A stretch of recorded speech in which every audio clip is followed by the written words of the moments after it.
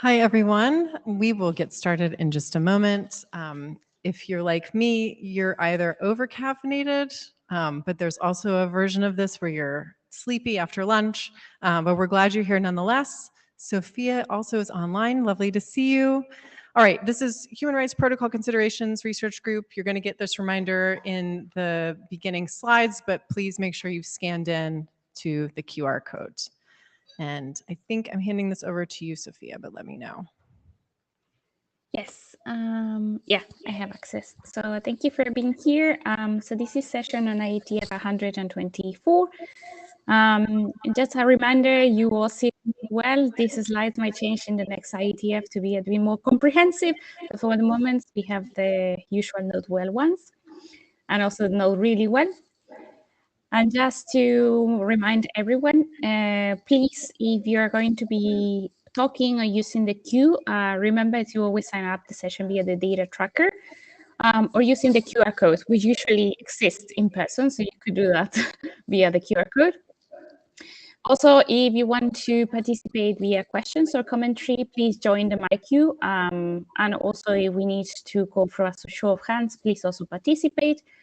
And for remote participants, we always ask that please allow to see the video and the audio, and that you use a headset also is strongly recommended. And with that, just some resources if you're interested. There's really nice discussions happening, so please do feel free to check the agenda. And just to set a little bit what we're going to be doing today, we just did the welcome, which is really quick because we usually remind what you have already been seeing in other working groups and research groups meetings. But today we have two really interesting talks in kind of like a similar topic. The first one is going to be the LockNet, how China controls its internet and why it matters, by Jessica Badke and Laura Eldelson. And then we also have the Great Firewall Export by Jure von Bergen from Amnesty International. And after that, we're just going to do a quick update on the state of the drafts. And with that, we can go ahead with the first presentation. I'm going to try to find my presenter. Oh, there you go. Here it is. Hi, Jessica. Hi. I should be able to give you the slides. So stop slides, share slides, your slide, confirm selection, and I think there's a way that I can pass you the slides. Okay. Can Laura also control them? That I think would be super complex. I think we will have one person be able to. Okay, that's fine. You can drive. Okay, so should I pass them to Jessica? Yeah. Okay. There you go. Okay, so thank you very much. And today we have this presentation, so go ahead and start the presentation. Thanks. Okay, so just to start off, first of all, thank you so much for having us with you today. My name is Laura Edelson. I'm an assistant professor of computer science at Northeastern University, and I'm here with my co-author, Jessica Badke. Jessica is a senior fellow with Cybersecurity for Democracy. She's also a researcher who has worked on China's domestic social and governance issues for a very long time, most recently at the online magazine China File. Before that, she was at the State Department's Bureau of Intelligence and Research. So we're here with you today because we recently published the results of a lengthy research project into the technical underpinnings of China's online censorship system. So working together, as a computer scientist and as an area studies expert, we were able to focus not only on the technology that Beijing uses to censor its internet, but on how that system functions as a whole, straddling the online and offline world. Slide. Thanks. So we're here to talk to you about this system for censorship. Why do we call it the LockNet? We use that moniker because we found that a really useful metaphor for thinking about online censorship in China is like a massive water management system. There are many different components of this system, but they are designed to work together, much like a system of canals and locks might regulate how water flows into an artificially maintained lake.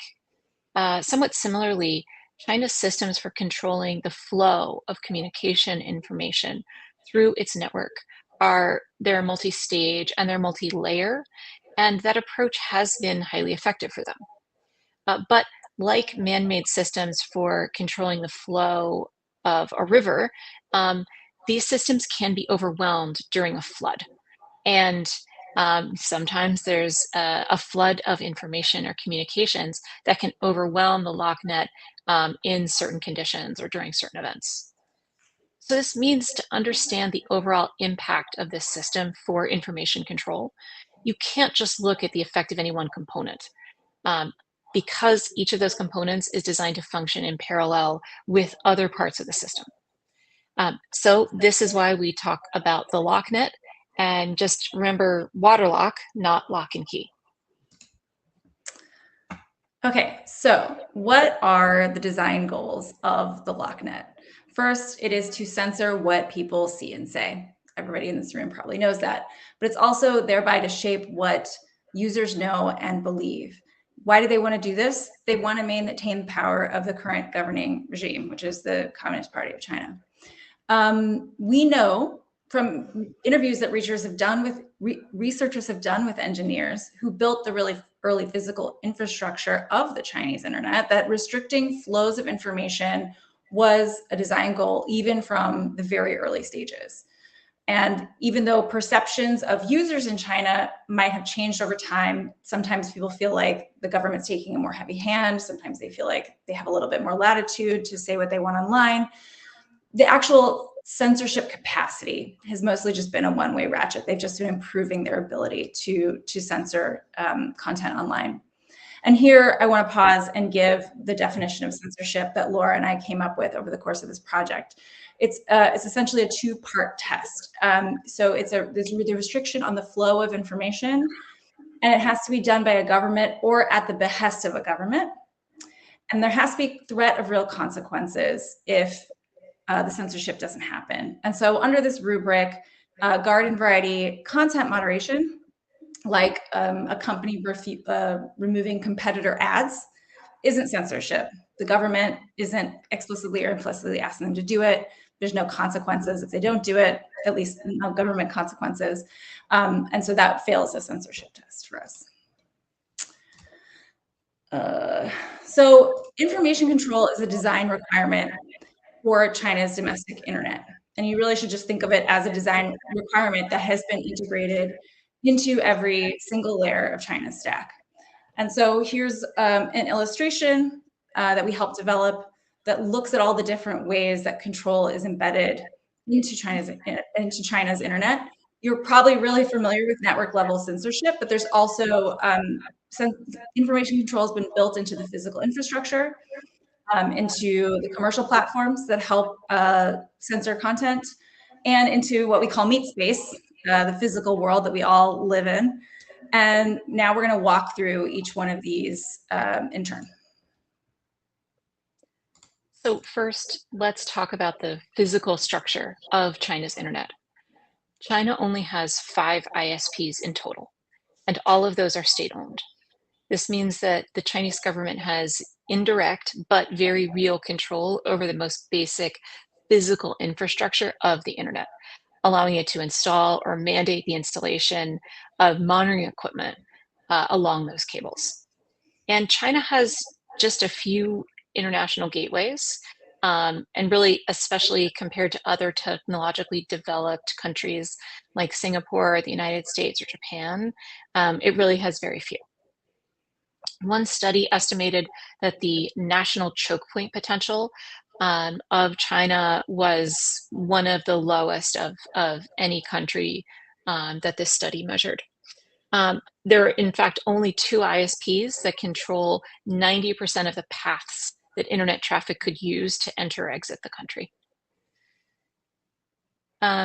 Okay, so far we've talked about the physical infrastructure, and that really represents the capacity to control. So next we're going to talk about the network layer censorship to see how that capacity is used. So currently most network level censorship is conducted by middle boxes positioned near the physical border of China. So this part is kind of that this is the part of the system that Great Firewall name best describes. So we're not going to spend a ton of time talking about this because we think this is the layer of censorship that y'all are most familiar with, but just to go through a few of the censorship systems that operate here. Known IP ranges with dangerous or bad information are blocked. DNS injection and spoofing prevents users from resolving known bad domains. TCP resets can disrupt HTTP communications that contain dangerous content. SNI filtering is used to identify dangerous HTTP traffic so that can be disrupted as well. And now even quick traffic is being disrupted and blocked. And if you look at how these systems have been built up historically, it appears that there's a process where new protocols, at first they're ignored until they reach some kind of threshold of uptake, and at which point Beijing will make a decision as to whether they're going to find a way to filter that traffic for dangerous or bad information, or they're going to block it wholesale. Okay, so moving on to service level censorship. This gets implemented by third-party service providers in China. That could include search engines, that could include social media platforms, online fora, LLM chatbots. Basically, any service providing online content in China has to register with the government, it has to abide by national level content restrictions, and it has to impose those restrictions on any content that their users create. Notably, the government does not provide a single list of topics or keywords that it sends out to companies so they know what to censor. Every company has to create their own list, which obviously produces a lot of opportunities for self-censorship on the part of the companies, like rushing to obey before they're told what to do. At these companies, a lot of the censorship occurs via automated keyword recognition. It also, human moderators also do some of it. And then obviously, increasingly, AI systems are conducting first-line review of user-posted content, but it will still often flag items for human review. And then finally, we have, I guess it's not finally, in meat space, the world of offline compulsion and consequences. Both individuals and companies can be prosecuted for posting or hosting content deemed illegal. So this is where the rubber meets the road. All the stuff we talked about before doesn't really matter if you don't have a legal regime in which you can actually be physically punished for breaking these rules. Punishments can include fines, they can include business suspensions or closures, police interrogation, even jail time. So these sorts of punishments occur regularly. They are publicized in the media, even if they don't affect a huge percentage of the population, right? So not all violators are published for offenses. Lots of people are going to illegal websites all the time, but any violator could be punished at any time. Your risk of being caught or punished changes based on your personal profile. So if you are a member of a certain religious or ethnic group, you might be more highly watched, more likely to get caught. But that said, there's no one that's absolutely safe from crossing a red line. So in addition to direct censorship, there is also quite a bit of meta censorship going on. So first, we have to talk about platform substitution. Many of the most popular apps and services elsewhere in the world are just not legally available in China. And this has the effect of driving China-based users to China-based censored platforms. Beijing also devotes a significant chunk of its censorship resources to combating circumvention technologies that might help users evade this censorship system. At least it devotes a lot of resources to combating the circumvention technology that is not pre-approved by the government, because there is absolutely some semi-official VPNs that are both allowed for certain users and also surveilled directly by the government. So in addition to preventing circumvention tools from appearing in app stores, they also actively probe for proxy servers and block them. It's absolutely possible for users to find a functioning, reliable circumvention tool, but it requires quite a bit more effort than just going to the App Store these days. And that additional effort is a real barrier that prevents many people from just bothering. And there are real world punishments that users who maybe they don't want to post any kind of illegal content, maybe they just want to use circumvention technology to access the global internet. But even users who do that do face real world punishments. That is illegal and is occasionally punished as such. In terms of what is being censored, China is not the only nation state that censors content. All nation states have rules about what can or cannot appear on the internet. So in the US, for example, child sexual abuse material is illegal and commercial platforms are supposed to prevent that material from appearing on their sites. So censorship occurs everywhere. The difference is the number and the types of things that are illegal on China's internet. So we put here on this slide the list of illegal information and the list of negative information that platforms need to remove. And if you are just looking through some of these items, you'll notice that they're quite vague. Endangering national security, that can mean quite a lot of things. Harming the nation's honor can mean quite a lot of things. Dissemination of rumors can mean quite a lot of things. So it gives the government a really wide latitude in declaring a particular piece of content illegal, which they can also do retroactively. But the differences of censorship are not just about what content gets censored or even how vague the rules might be. There are also differences structurally in how the censorship takes place. And one of the biggest ones is that the censorship that takes place in, what we think of as the liberal democratic world, that censorship is almost always overt. So when the FBI seizes a domain, they put up a notice that says, this domain has been seized by the FBI. It is not covert as by this point much Chinese censorship is, which is to say almost no one, it's very difficult to externally observe. And that's sometimes even the case if you are the person whose content no one but you can see.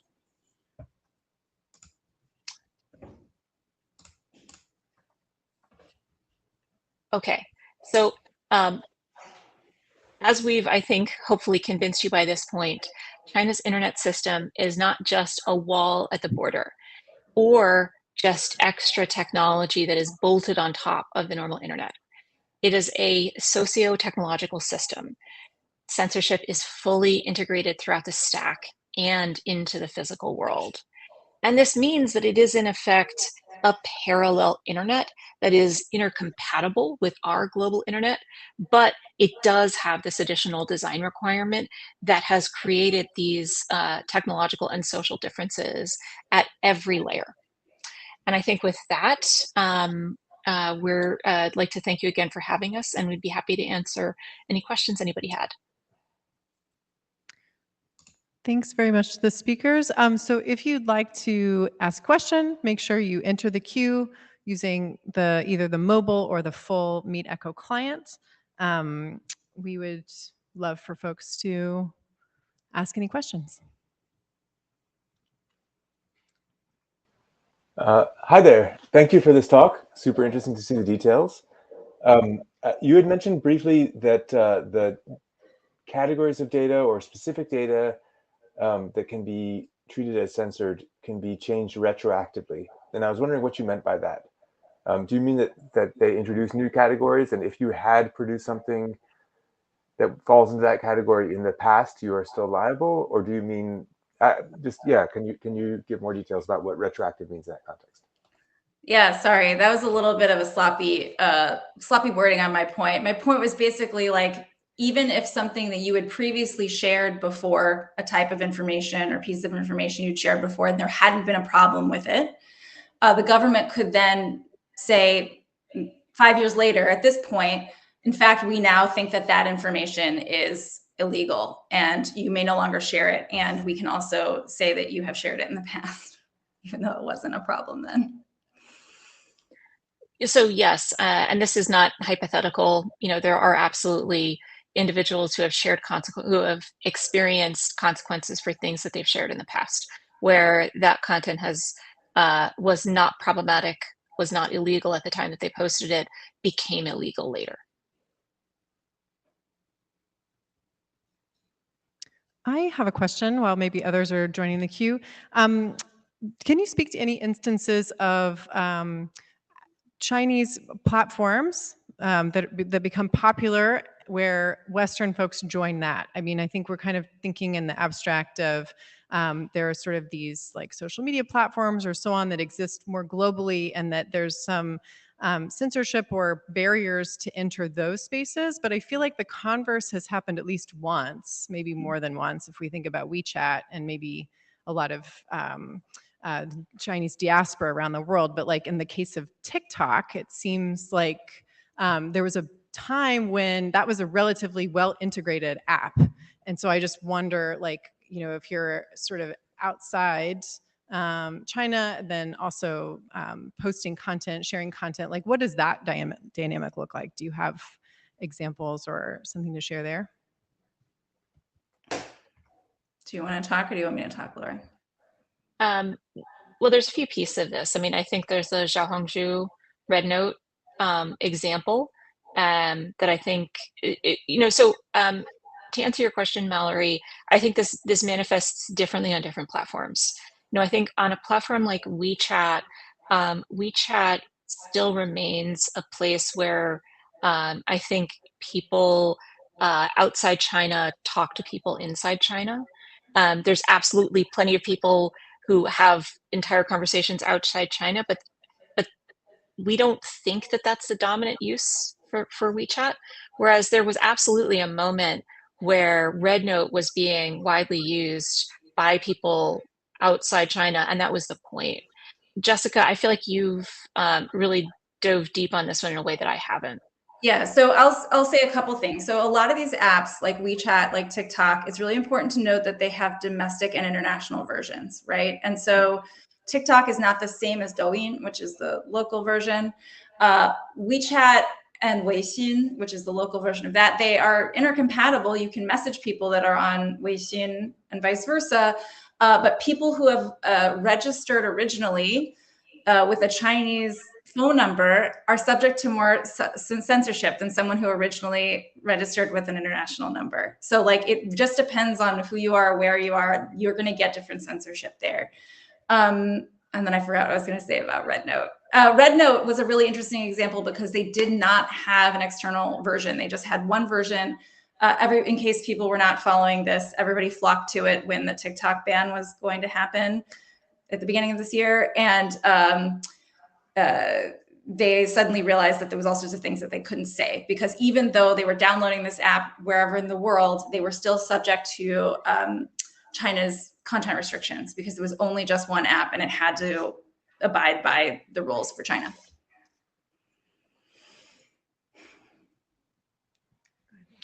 Hi, Bob Hinden.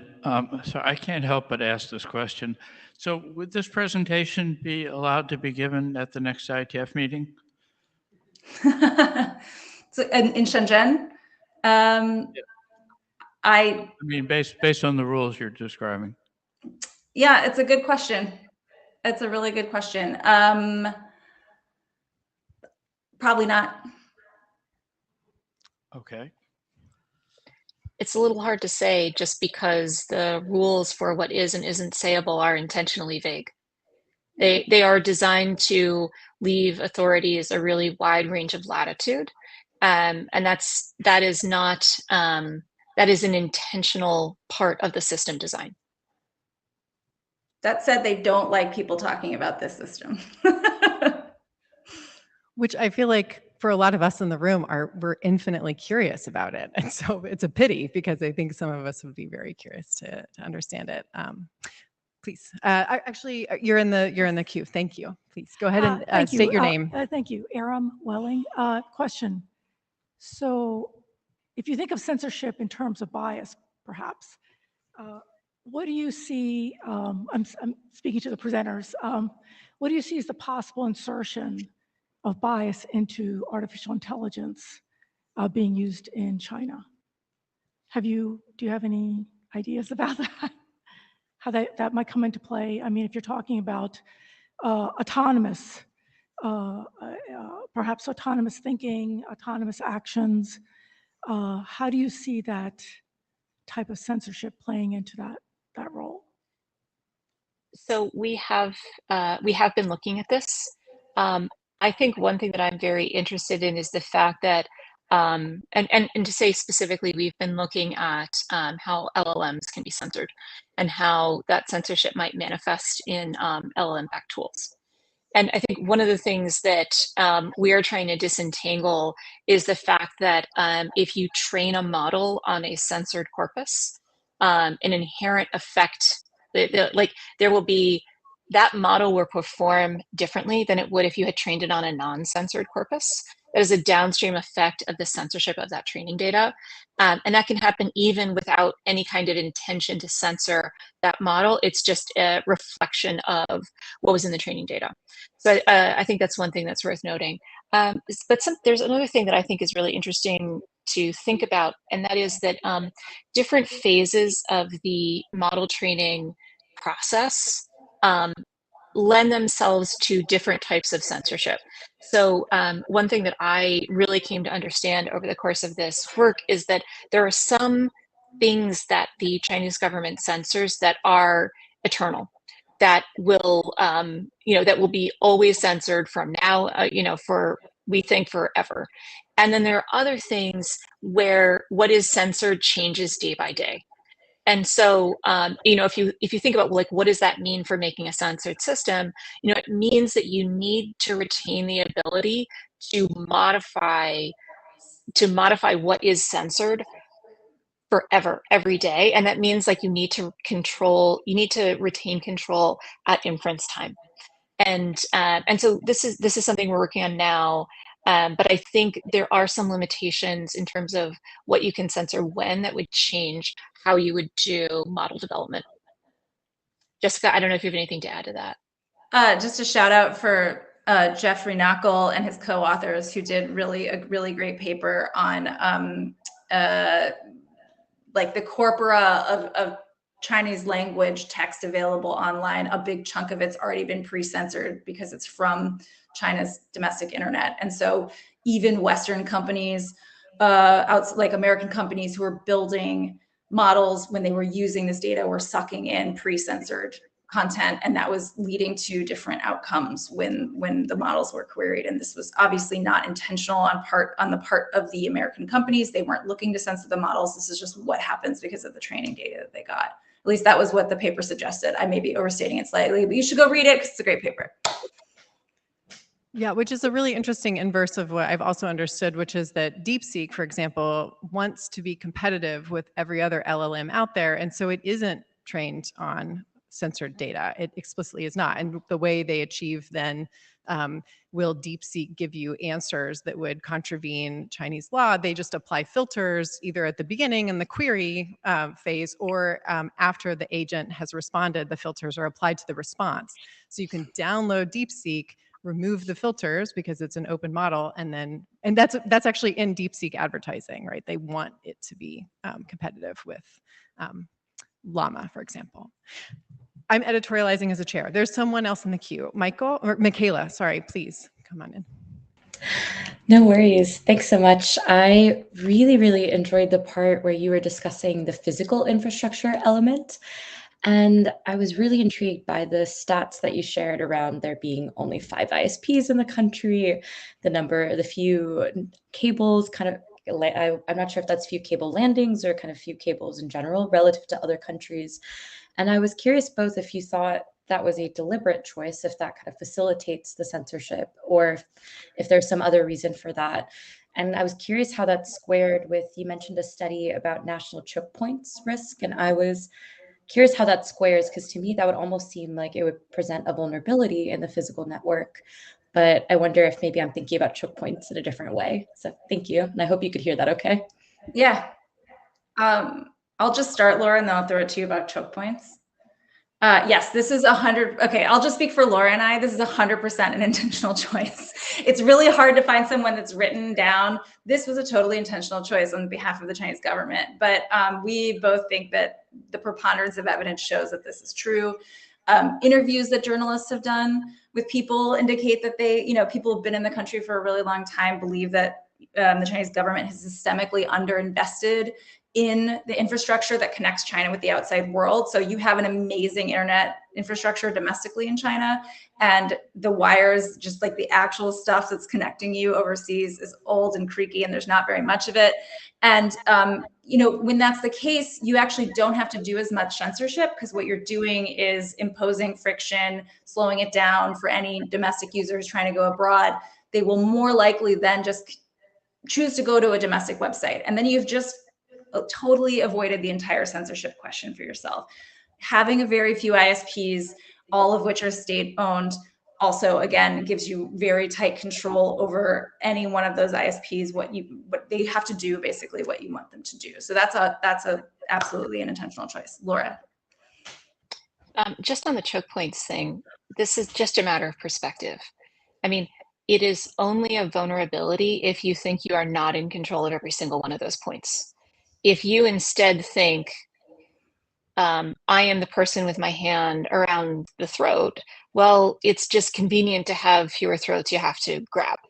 So in this particular case, having fewer ingress and egress points to the outside world means that if China wants to completely cut itself off from the outside internet, it's just much easier to do.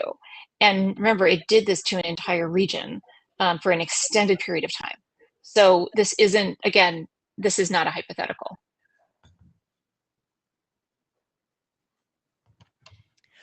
We should probably wrap up soon, but one last question.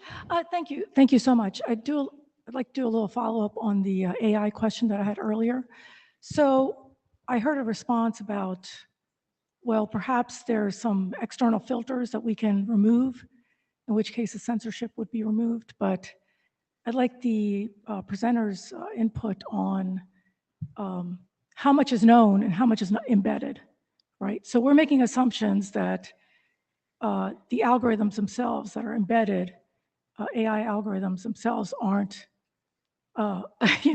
filtering information, right? So to say, I'm going to remove some external filters and everything's cool, I don't know if, I'd like to get your thoughts on that, because to me, if I'm hearing that everything has to get signed off for having some kind of external control from Beijing, then I would have to guess, being a computer scientist, that things can be embedded at a lower level than external filters that can be simply removed. I'd like to get your thoughts on that. Thank you. Yeah, so some testing has been done, and I would say that a better way to think of the when you're self-hosting a DeepSeek model is not as that it is uncensored, but that it is less censored. That's what the testing that has been done has shown, that it is not censorship free. I'd say I would always have concerns about any kind of system that was not both open source and open weight, because it's hard to know what, it's hard to, we're still figuring out how to comprehensively audit outputs of LLMs, and particularly the wide range of LLM-backed tools that people are going to create. And I would say that even if you did test and develop a good benchmark and have a good understanding of how one particular model might perform, you would need to do that testing again for every model release. And yeah, I mean, I think this is fundamentally a place where, you know, a model that is made to meet the laws in Beijing, it just will be censored in a way that probably most users outside of China would find to be really problematic. I'll just add really quickly that there's also an AI registry in China. So if you're running a product like this, your algorithm has to be registered with the government. All right. Thank you so much for this talk. We really appreciate you coming. Thank you.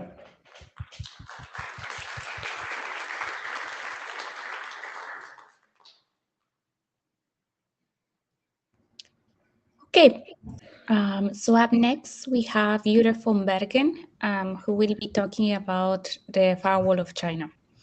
And I'm going to share the slides, confirm your selection, and I'm going to give you the slide control.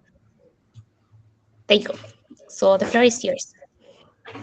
All right, thank you so much. Hello, IETF.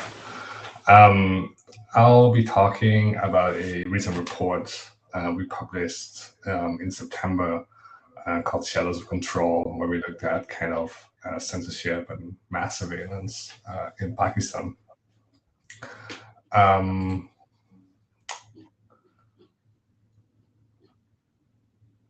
right, I went to the next slide. See if it's doing something.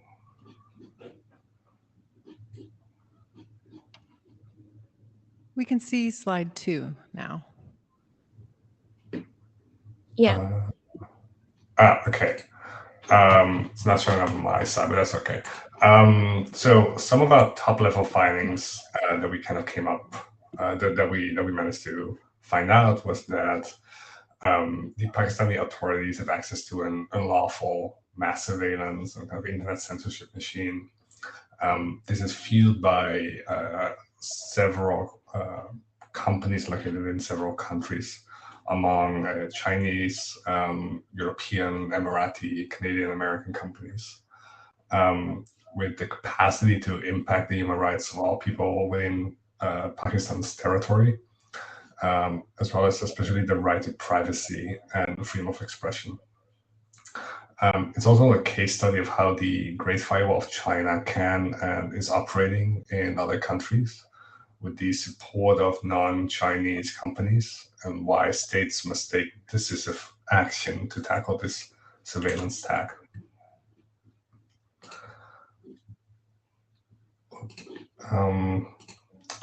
So some of the partners that we work with in this investigation were a collection of several activist groups like Justice for Myanmar, news media like Paper Trail Media, The Standard, Follow the Money, and Globe and Mail, as well as several NGOs like Intersect Lab and the Tor Project. This is a circumvention technology provider. We work collaboratively as part of the kind of Great Firewall export. So some of our major findings in this is that we looked at two components here, mainly the mass surveillance system that they have in place, which is LIMS, and this censorship machine that internally is called either the kind of like web monitoring system, or short WMS, or the web management system. We have managed to document its capabilities of the systems involved, the supply chain of companies facilitating the existence of such systems, and human rights impacts. And so what LIMS is able to do is that it's able to eavesdrop on, after a phone number or another kind of identifier of a subscriber is inputted into the system. It's able to eavesdrop on phone calls, text messages, location of cell phones, see which encrypted website might be visited. If it's not encrypted, it's able to get the full page. It's a requirement by the Pakistani Telecommunications Authority for ISPs to operate within the country.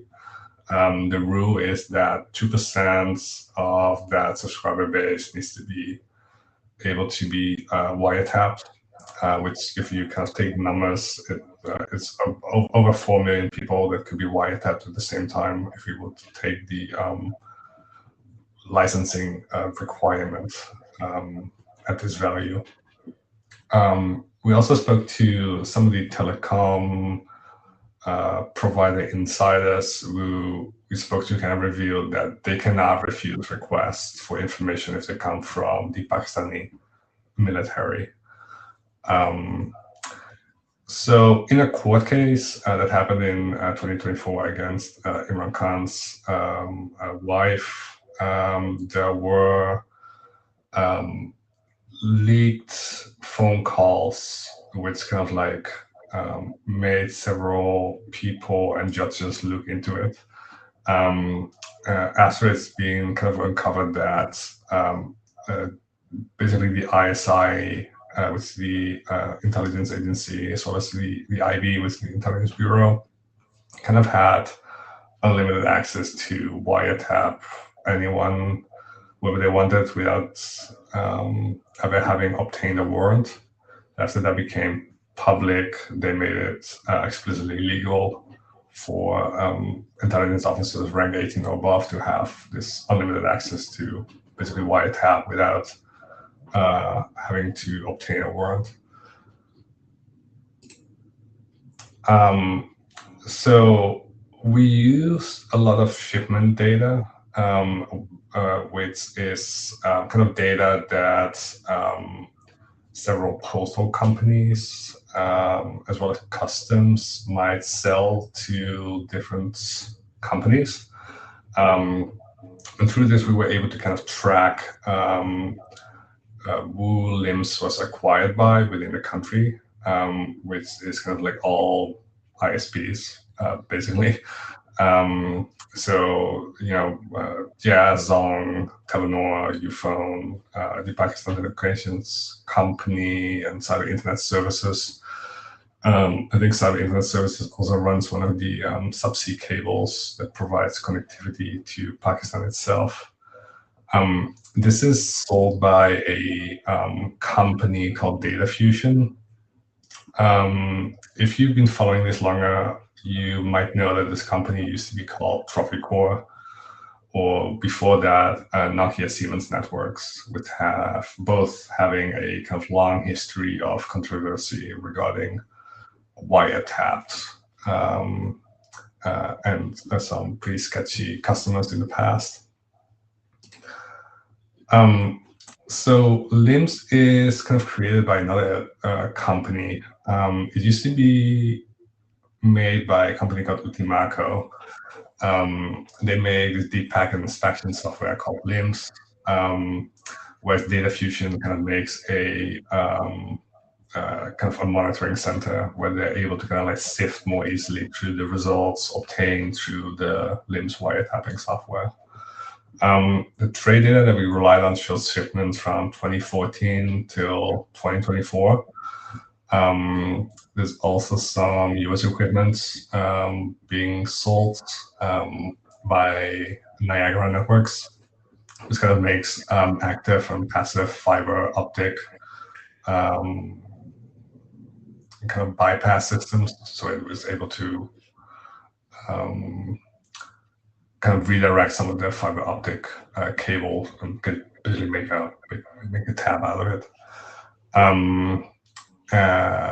And yeah, this is kind of exported to all the ISPs in Pakistan, primarily from Data Fusion's Emirati company. Yeah, so like I said, Data Fusion, you might know under Tropicor and Nokia Siemens Networks in the past. Data Fusion got acquired by some of the executives behind previously Nextech Technologies, we might also know as Amasys. This is kind of a thing that we see with a lot of these companies is they go through kind of endless name changes, or as well as that they tend to acquire each other.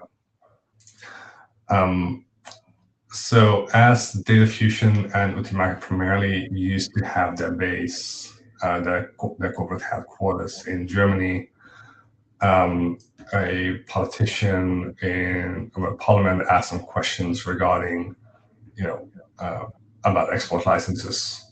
Did this happen? How many export licenses have been previously given to the company? And the German government kind of refused to answer these questions as to protect the commercial interests of the company in question.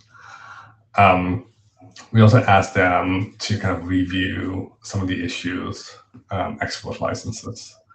Unfortunately, we haven't heard back from states thus far. Okay, so now maybe the more interesting bits about the web monitoring system in Pakistan. So the WMS basically is a way for the Pakistani Telecommunications Authority to censor websites, essentially. It was kind of supposed to, so in the first iteration from the first tender, we can kind of learn that it was supposed to crawl the internet and look for keywords, which would then flag, whether there were certain content that was maybe deemed, immoral using keywords. That didn't quite work out yet, as far as I know, but it did a lot of the blocking of websites. So in the system we kind of call the WMS 1.0, this deployment was done by Sandvine, which is a Canadian company. This was already kind of known. So Coda Story, which is a kind of online publication, wrote this story in 2019, and they linked one company in particular called Inbox Business Technology to the WMS 1.0 with Sandvine. Through reviewing more shipment and trade data, we were able to kind of reveal 2 more companies involved in this, SN Skies and A. Hampson. Luckily for us is that SN Skies was quite proud that they assisted in this and featured this quite prominently on the website. After we went live with the report, that disappeared. And so kind of in the meantime, around, I think, early 2024, maybe late 2023, Sandvine got added to the US entity list, basically resulting in some kind of sanction for having kind of provided some of these censorship machines, for example, to Egypt, where there might also have been some spyware injection that had taken place against, I think, activists and maybe some opposition politicians, as documented by Citizen Lab in Canada. And so, in 2024, we're getting reports that it's a lot of slow internet in Pakistan. The Pakistan Telecommunications Authority issued a need for VPN registration, as well as that there were rumors about this new Chinese firewall as published by Al Jazeera. We published some opinion pieces for the government to investigate these issues and kind of treat the internet as don't install don't issue this VPN registration, as it will affect people also for their work that they kind of rely on, as well as to kind of come clean on what are the actual issues here. And so we started looking a bit into what would even be this new Chinese firewall that they're talking about. So we did some OSINT kind of investigation. We revealed that there was a meeting that happened by a company called G Networks. The vice president visited in Pakistan, but no other information could be found regarding this. And then in, I think, late 2024, we were approached as part of a consortium and was shared a leak on GEAT networks, detailing what we refer to as kind of the WMS 2.0 and its capabilities and deployment in Pakistan.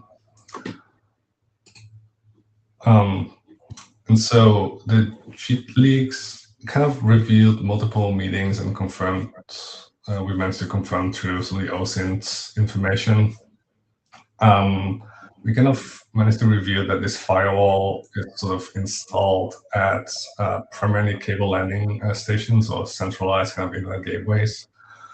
A earlier version was kind of used and repurposed some of the Sandvine equipment they are still laying around. Some of the company kind of like help with deployment and maintenance, as well as some early, some of the active and passive fiber optic bypass systems from Niagara Networks were repurposed for this new setup. I'll get back to kind of what this system is able to do in a bit, but it also kind of revealed that it was able to intercept unencrypted email, which might not be so surprising. So the GEAT kind of deployment allows an operator to kind of like, censor websites, see who visited what websites, block VPNs or block certain circumvention technology. They have kind of what we've seen in the leak itself is that when one customer might ask, we'd like to block a certain VPN, they would go and emulate some of this app and pull servers kind of, list of domains and IP addresses quite regularly, and kind of like ship this to other customers as well. Well, there is a DPI kind of component. It seems that it's not as often kind of being used, surprisingly enough. I guess I'm not entirely sure why, but they kind of tend to go for, we emulate the app, we pull all the domains and IP addresses, and this is maybe easier. As well as it's able to see who visited what website and from which phone and SIM cards, as they're able to compare this information as they have direct access to some of the backbone of some of the telecommunications providers. They are able to kind of like connect using SS7 and get some of the billing information there, and address kind of the biometric database where they're able to then kind of compare that to real-world identities. We've found one, or I think two examples where there was a support ticket where they had some, where they were able to intercept two of these unencrypted emails by this misconfigured email server. Unsure if this happens at a much broader scale, but the system allows to do this. As well, that there's a capability to inject spyware into unencrypted HTTP requests if a specific URL that is HTTP is already kind of like put into the system. So it's static, it's not as dynamic. So this is some of the kind of like late 2023 setup. So you can see some of the Niagara network hardware is repurposed, as well as the Active Logic, which is a product from previously Sandvine, was repurposed to install the TSG OS, which is the GEAT networks kind of operating system. And PCAP, MS8, and TWA are several network locations. TWA stands for Transworld Associates, which is also one of the subsea internet cable connectivity providers to Pakistan itself.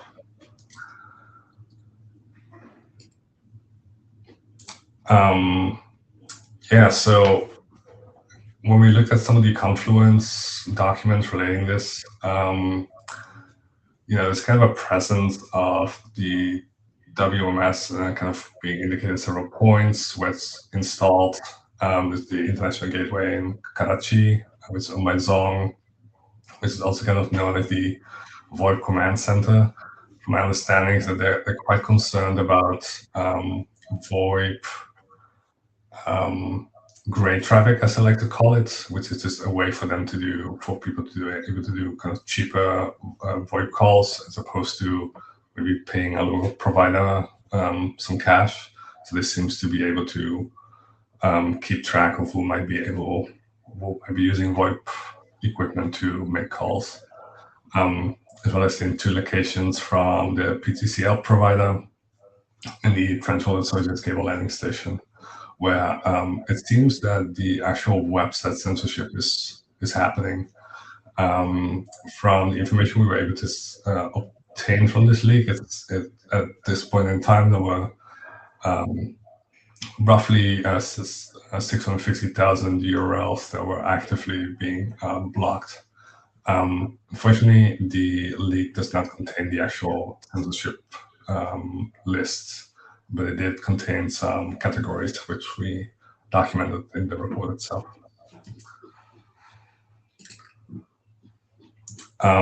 So we mapped some of the supply chain of companies that kind of made this possible. So when we saw that some of the Sandfine equipment was being repurposed, that was kind of the early stages. After that, E-Link China, which is a subsidiary of China Electronics Corporation, which is a state-owned enterprise in China itself. They shipped some servers from H3C of 4900s to another Pakistani firm that seems to have done business in the past together with the PTA, as well as with several ISPs, as well as with the military, which we managed to obtain through trade data. And some of these same R4900 servers later show up in screenshots, in support requests, as well as by documentation from the JIT's engineers itself, as well as that we managed to find some Huawei components. It's not entirely clear how Huawei comes in to this at the moment. Apparently there is a Huawei DPI mention within one of the screenshots, but it's not entirely clear to us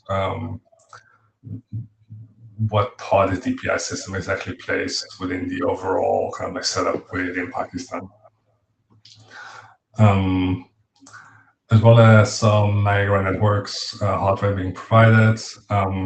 Interestingly enough, Thales makes the software licensing components for the JIT's software. Without, so this used to be Gemalto, Thales bought the company. We were quite kind of surprised to find a lot more Western equipment when software into this, like, kind of export version of the Chinese firewall.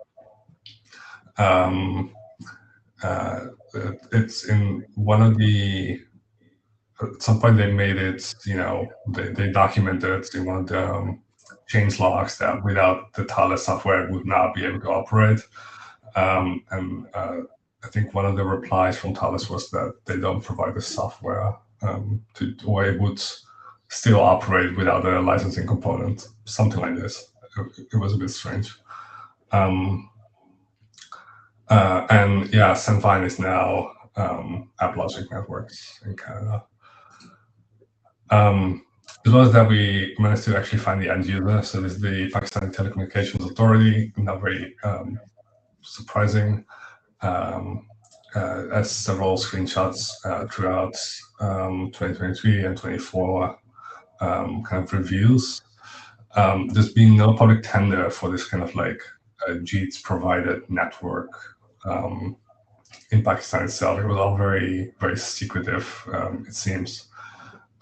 There's one report from from a news publication, because we were trying to find out, where's this money coming from? It's just been no public tender.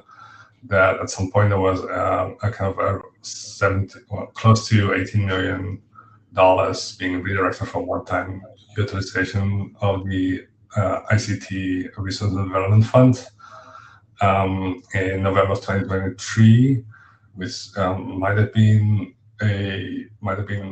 related to maybe one of the first fees to pay the system, but it's still not entirely clear to us at the moment. And so maybe this is where it starts to make sense what I'm saying. So it seems to be that G networks basically is a kind of like export version of the Chinese Great Firewall. Fang Bingxing is kind of I think dubbed by Wired at some point. It's kind of one of the father of the Chinese Great Firewall. He's this chief scientist, or was. It's not entirely clear to us at the moment, at CEC, as well as at JEETS. And in the kind of speech that he did, that was documented as well as that, he was performing his research at CEC, where I guess kind of hinting at some of the Great Firewalls stuff that he was doing. And because of this, he kind of started a commercial variant of it called G Networks as a way to kind of like market a Great Firewall tag commercially as part of the Belt and Road initiative. There's not a whole lot more we could kind of like find on this, apart from this kind of like documented speech in Chinese news media. But there's one kind of like interesting like angle towards this as well, is that the CEC other subsidiary called SIAC previously exported also firewall tag to Venezuela back in 2017. They got added to the entity list in the US. So we got two of the subsidiaries from CEC being related to the WMS kind of setup. There's some other reports which I would highly recommend you check out if you want to know more about the kind of like other setups as well as in China itself. So we were managed to all document deployment in Kazakhstan, Ethiopia, Pakistan, Myanmar. There's one other unknown country, as well as in specific Chinese regions like Xinjiang, Fujian, and Jiangsu. The leak is also not public, so you're able to download it from DOS Secrets. It's roughly 600 gigabytes. Some of it is in Chinese. If you want a centralized spot, we recommend looking at the Net for People GitHub group, which is dissecting this leak further.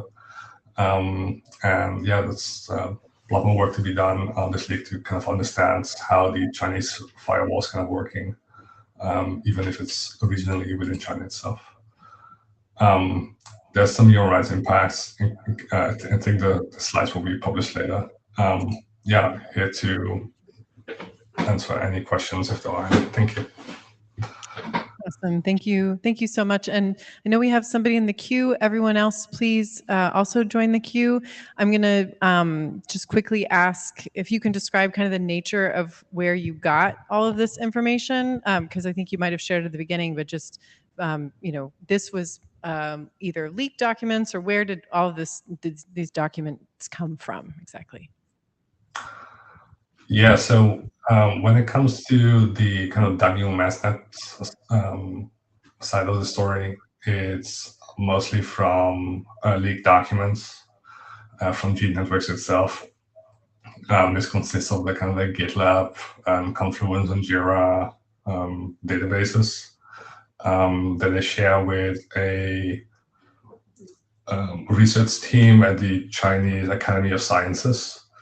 Specifically called the MESA Lab, where they look at kind of like analytics of internet traffic and things like this. For LIMS, it's mostly been OSINT information regarding trade data that's commercially available through platforms like Sayari, 52, WMB, or Panjiva. Okay, great. Thank you. Nalini, go ahead. Hi, Nalini Elkins. Thanks so much for doing this. Do you know what they're doing to analyze all this data? There's huge amounts of traffic and everything that's collected. Yeah, so we only were able to document some of it. So the information that we had kind of available or we could see is that at times you could kind of like zoom in somewhat, right? So if you're an operator of this Chinese firewall, you might be able to see, which are some of the popular protocols or what will be a popular circumvention technology within the country or a popular VPN kind of provider. And from that onwards, I guess they would be able to kind of track people further because they have access to, some of the billing information from the telcos, as well as this biometric database where they're able to kind of like then map this to real world identities. They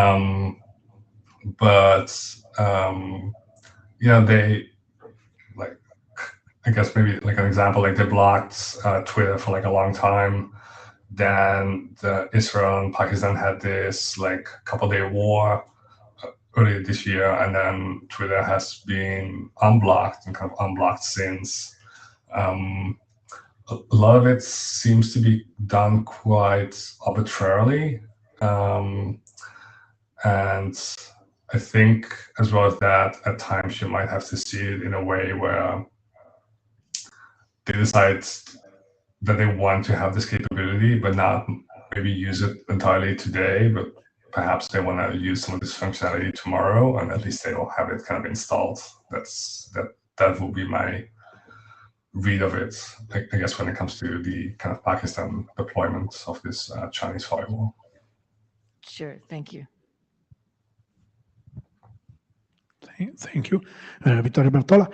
So, well, first of all, thank you for this really interesting work of information gathering. There's a lot of it, so it's. I think it must also been, have been quite a commitment in terms of time. And so, to be honest, when I first saw the agenda, I was expecting something like the Chinese government says or goes to Pakistan and tells them and gives them the system. Well, what surprised me is that this seems to be entirely private sector. So like a matter of companies in the West and in China trying to sell this kind of software to states around the world. So in fact, as you note, half of this architecture comes from, it's German software on American hardware. And for the web control part, they had Canadian software, but then China comes with a better product at a better price, and they just buy the Chinese one, which is still using Western components in part. So I'm wondering whether we should rather frame as a policy discussion, this thing as a discussion we need to have, whoever is we, on our policies in terms of export of software from European countries, from the West, into these kind of other countries where we think that the government is less democratic and more authoritarian, and maybe it could be used for less good purposes than it is good in Europe, where, in Europe, it's usually, this kind of software is usually used for lawful interception after a judiciary process and so on. So I'm wondering, how to frame this discussion if one wanted to raise it, for example, in Brussels or in other parts of, because it really looks like something which is about, market regulation more than about human rights and relationships at a diplomatic level. Yes, it's an excellent question. I think, in a way, like G Networks, while it's a private company, it seems to be, at least when it comes to Pakistan, we see it kind of like being marketed by a subsidiary of a state-owned Chinese enterprise. Kind of the same for this export to Venezuela. So it seems that, this is a kind of Chinese state-owned enterprise, and then there's some Western components, like from Thales, that makes the kind of licensing component kind of available.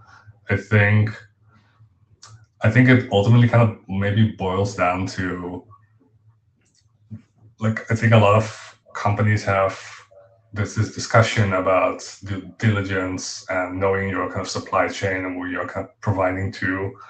And I think ultimately it kind of boils down to that.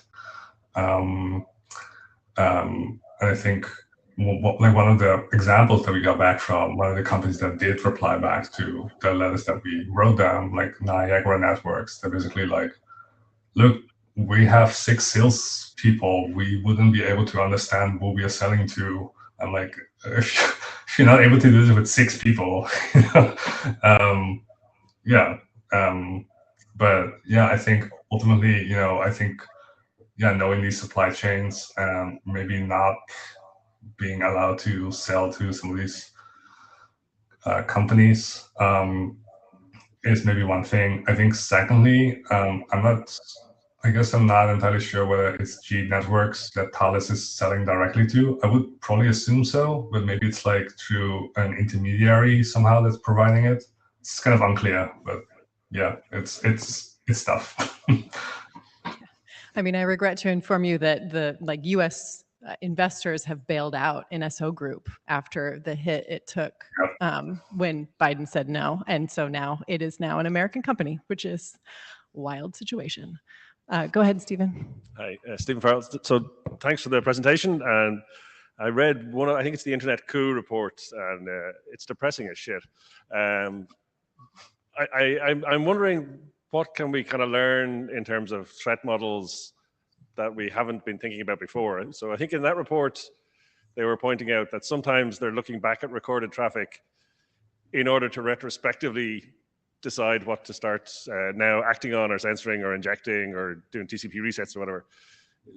Is there something there that we can learn here as to how better to design protocols to be more resistant to these kind of attacks? Yeah, it's an excellent question. I would probably assume so. Like in like a weird way, where we think often that this Chinese firewall thing is like super opaque, and we don't really know who's doing what or how this research is being conducted. But surprisingly enough, I think there's been a lot of work by the Net4 people bulletin board system that kind of shows that a lot of this research actually goes to a lot of academic conferences around the world, where they look at, how can we optimize specific techniques to make these large-scale censorship events kind of possible, or look at specific circumvention technology. And so a lot of it is, I guess, sort of public, but it's not always as clear which Chinese academic might be actually kind of working for some of these companies as well.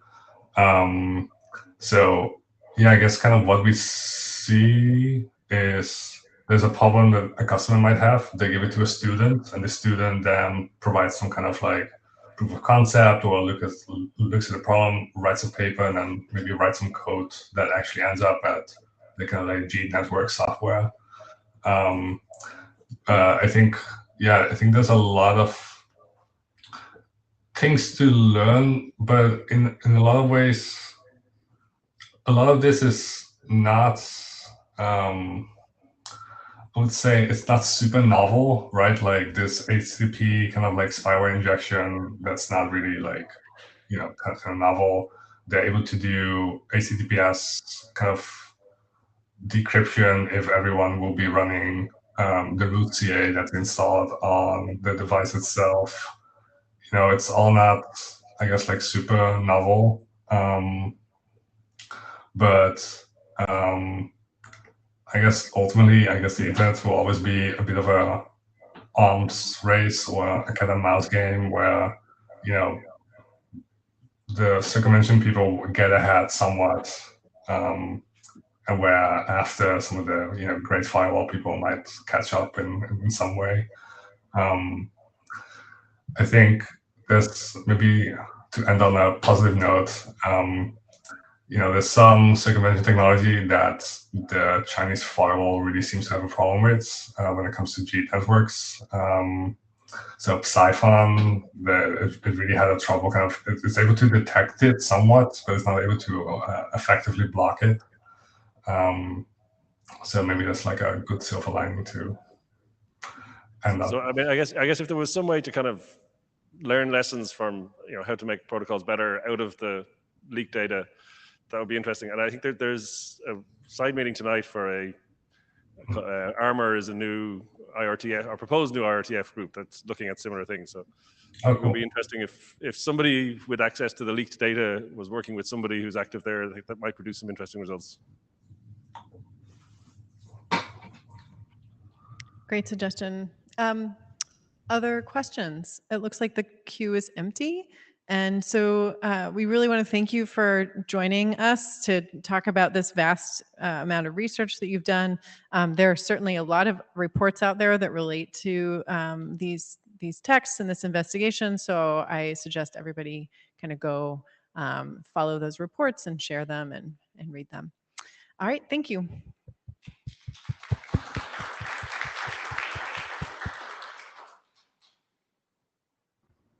Okay, so we're at the last part of the agenda. We don't have slides for these, but just to refresh everybody on the mind, we have currently 2 active drafts that we are working on. The first one that I would like to ask a little bit for the state is HRPC association draft. I know that for a while this has been stuck, at least in the data tracker, on Shepard's review, I think. Do we have any kind of update on the draft from the room or online? I'll just wait out a moment. I could probably fill the time if Nick Doty, I think, was the shepherd, but it's been a while. But if I remember right, also it's kind of auspicious that we're in Montreal talking about this draft again, because I think Stéphane Couture was someone who worked on it a lot, but I'm not actually sure that he's here today. He lives in this city usually. But yeah, I think it's something we could always pick back up at any time. I'm not seeing Nick jump into the queue, but maybe it's worth, oh, Nick is there. Go ahead, Nick, sorry. Yeah, apologies, I haven't been more active pushing on that draft, but I think what we sort of needed was new authors. I think the current authors had spent a long time on it, had understandably gotten a little bit frustrated by the feedback that they needed to do large-scale revisions. And so on my list was, are there people who want to take up work on those revisions? And I did actually have a couple of nibbles, but I don't have any particular proposals. But if you are interested in, hey, that freedom of association concept seems very relevant, we already have a draft, and you just want to refactor an existing draft, that could be published. But I think that's the current state, is we're looking for someone who wants to take up the writing and editing. Great. Yeah, and for folks who might be thinking about that, be happy to chat with anyone out of band about where we were at and what we've done so far. It's definitely gone through a last call in the research group at some point, and also IRTF chair review, a variety of things. So I can catch you up if you'd like to do it. Great. So that about the draft. The next draft that we have in the queue is the IPV draft. We have a new version of it. It's just on GitHub, and I was waiting for the data tracker to get unlocked so we can upload the draft. And with that, we hope to go for the last call. So at least the draft is moving along.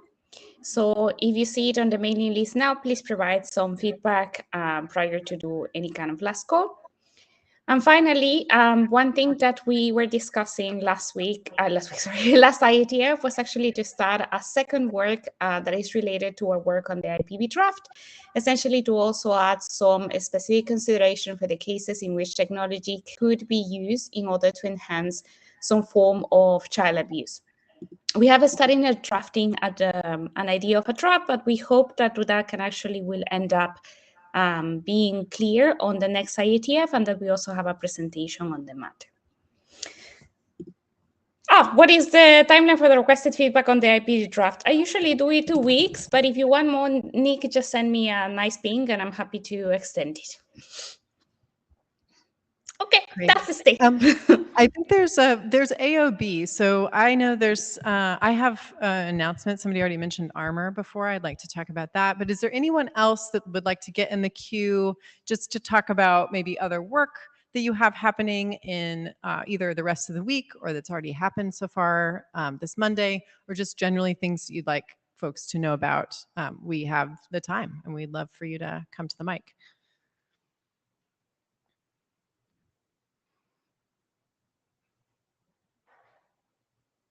Okay, there was one thing in the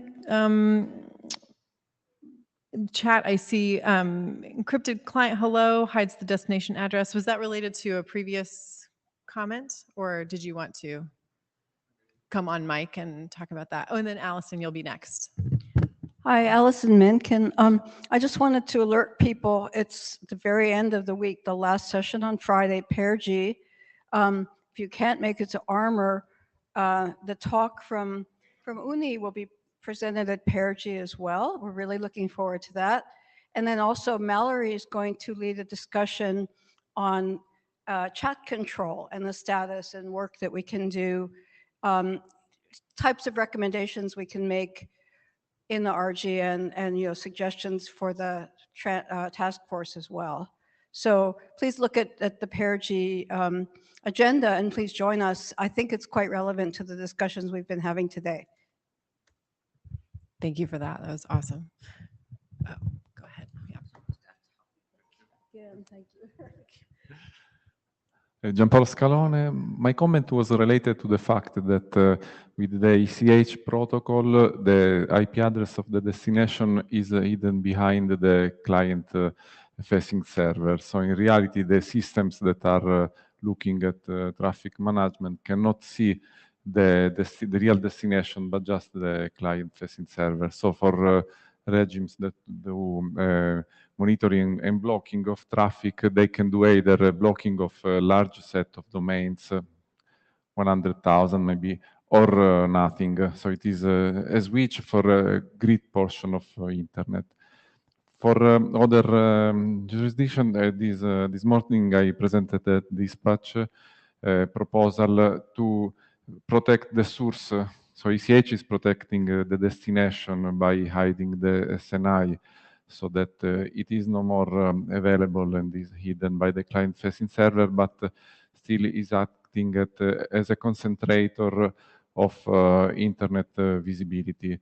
What I'm proposing is to build a sort of customer-facing relay to randomize and make less possible profiling for what is a good portion of humanity, as the client-facing server will have visibility over a good amount of traffic, and so make possible to do profiling at planetary scale. So I'll talk also at the NRG about the centralization that this is building.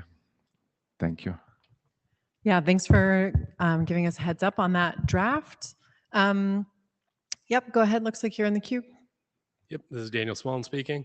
So I just wanted to give a very brief, shameless shout out to some work that we're trying to find a home, which is currently homed in IoT Ops, which is Wednesday this week.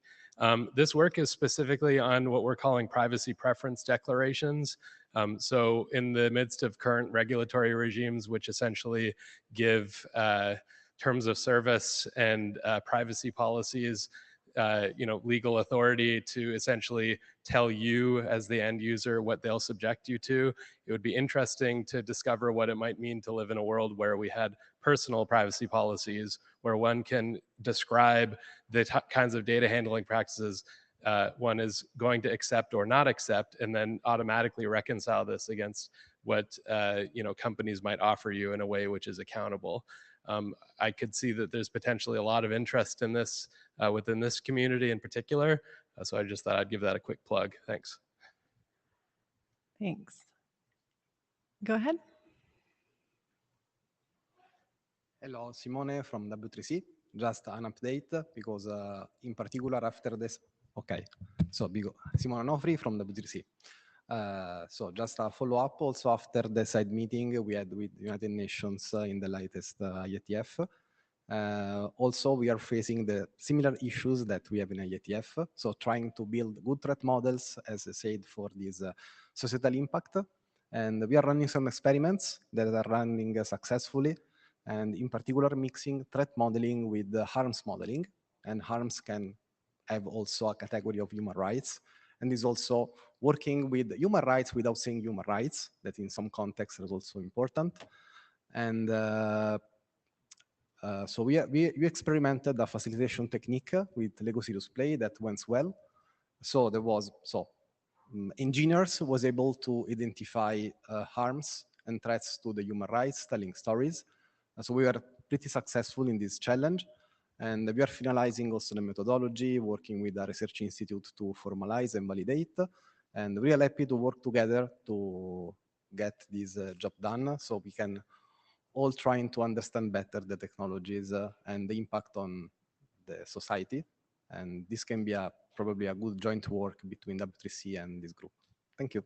Absolutely. I think speaking on behalf of the entire Human Rights Protocol Considerations Research Group, we are in solidarity with your efforts.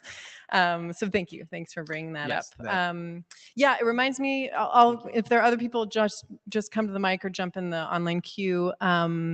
That we have, and I do see some people, so I will clear the queue and get you up there. But just while I'm thinking of it, there will be there's a forthcoming report from the Office of the High Commissioner on Human Rights that some of you all contributed to, and we've talked a little bit about on the list, which follows on from their 2023 report, making the connection between human rights and standards from the human rights community's perspective. This follows on to dive deeper into what standards development organizations specifically can do as opposed to all stakeholder groups, because they aimed that original report at governments and civil society and so on and so forth. Looks like, are you David, right? Yeah, go ahead. Yes. Thank you very much. It was really just, I suppose, a signpost for a side event that we've organised tomorrow evening at 7 o'clock in Duluth, really thinking about parental controls. So I appreciate the conversation that we've all been having, but some of the ways and means of perhaps some form of interoperability around parental control systems that exist and how they're just so fragmented at the moment, but helping protect children from content online that parents may want to affect that, but given the fragmentation that we have, there's a conversation, a side event. So I say, shameless plug, 7 o'clock tomorrow evening in Duluth. Great. That's what we want. This is the shameless plug time of day. Thank you. Go ahead, Corey. I'm here to do the very same thing. My name is Corey Myers. And if you're interested at all in protocol development specifically for high-risk groups, tomorrow in the formal methods research group, I'll be talking with a colleague about work we've done on end-to-end encrypted messaging specifically for whistleblowers. The talk will be heavy on the formal methods side, but also talking about security properties and how to design them specifically for high-risk groups. Thanks. That is awesome work. Thank you for bringing that. Go ahead. This is in response to everyone talking about the things that we should attend. I was wondering if there's a way to subscribe to the mailing list, because I feel like I went to the website and then you could subscribe to some of them, but not the one, the HRPC one. So how would that happen? And I would appreciate it if everyone who talked about the stuff that we should go to could actually chime in to the mailing list. Absolutely. Yes. So someone, I bet, is on their way to type in that URL that you can go to the mailman link and sign up for the HRPC list. But also, I think that's a call to folks who are on that list to please share these kinds of things as much as you'd like. It is really helpful. The list is pretty quiet at the moment. So yeah, don't hesitate to use that list for these kinds of things. Dirk, did you want to? I'm sorry. Oh, go ahead. It's okay. I'm happy to try to create a summary, hopefully for tomorrow, of all of these events and post it in the mailing list. So let's hope it's there, but I will try my best. Thank you for doing that. That's great. So in the queue left, I have Dirk and Simon. Dirk, do you want to come up? Hello, Dirk Kutscher, IETF chair. Yeah, thanks for organizing this. I have a request, so not to the chairs, but to the whole group. So I'm looking at your data tracker page, and I see that all of your 4 drafts are expired for quite some long time. And I don't see much discussion on the mail list on them either. So if you could focus on these things a little bit more, or make a decision what's the future of these things, that would be great. I think that's a fair nudge from our IRTF chair. I appreciate that. So yeah, we definitely are going to have 2 of those 4 in discussion in the next week or so. And then the other 2 remaining, I'm not sure are still in play. If I remember just off the top, I think one of them is a draft political, which I still have a big space in my heart left for, but hasn't had an author lead on for some time. But yes, if you happen to find our HRPC research group page, and one of those expired drafts speaks to you, and you can reach out to the authors that are listed there if you want to get involved and keep that moving. I think we do have every single one of those drafts in our GitHub. So in that sense, there's still an opportunity to make pull requests and file issues. So please do. It would be great to see that action. Simon, you're on next.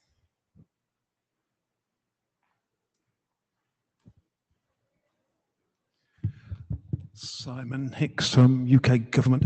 Just to note that the report you referred to has also made it to the UN General Assembly now. It's currently being debated as we speak, or at least last week and this week, as part of the Technology Committee number 3. So you will see sometime probably towards the end of this week the final resolution. That it's being kicked backwards and forwards between various governments, and you can probably work out the sort of things that are happening. Great. Well, that's good insider information to know. Thanks for sharing. And then just, I think the last thing before we let everybody go a little bit early today was some folks have mentioned this armor side meeting.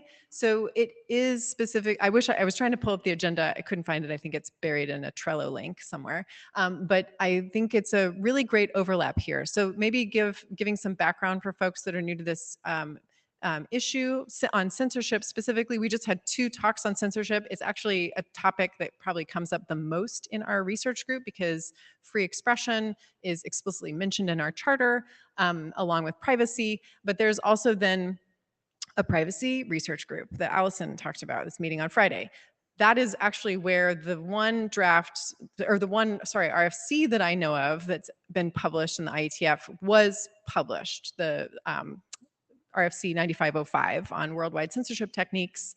So that's part of the story. HRPC is part of that story, and I think it's really incredible that we've been able to form a group around a topic as clearly scoped as censorship and the network implications thereof. So really hoping that folks can join there. It's not meant to necessarily replace the conversations that we have here, or that happen in PAIR-G, or that happen in MAP-RG, or that happen, in actual working groups. But I think it's going to be a really interesting place to continue to have some of these broader conversations that sometimes go, both beyond and so on with respect to how the network only works, and also talk about some of the societal implications, both from a research perspective and a protocol implementation perspective and all of those things. So hope to see you there. Anything else folks want to say about Armor? Just come to the meeting if you can. And yeah, we'll be happy to see you there. So without anyone else waving their arms at me to let them speak, I think we're going to close there, right, Sophia? Great. Yes. Sorry. Wonderful. We hope to all see you again. Have a really good rest of your IETF week. Thanks for coming.